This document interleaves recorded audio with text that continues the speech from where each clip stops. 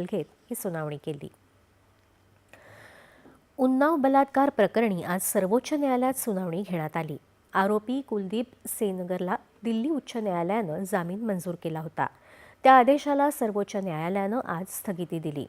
23 डिसेंबरला दिल्ली उच्च न्यायालयानं सेनगर याच्या कारावासाला 7 वर्ष 5 महिन्यांचा काळ लुटल्याचं सांगत जन्मठेपेला स्थगिती दिली होती। त्याविरोधात सीबीआयनं दाखल केलेल्या याचिकेवर आज सर्वोच्च न्यायालयात सुनावणी घेण्यात आली।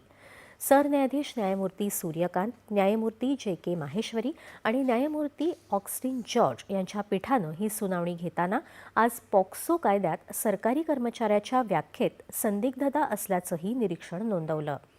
या प्रकरणी अनेक कायदेशीर पैलूंवर विचार होण्याची गरज आहे आणि न्यायालय त्यावर विस्तारानं सुनावणी घेईल, असंही सरन्यायाधीशांनी सांगितलं।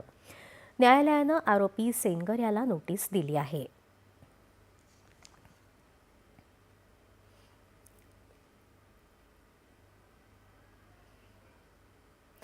ग्रामीण कुटुंबांना 125 दिवसांच्या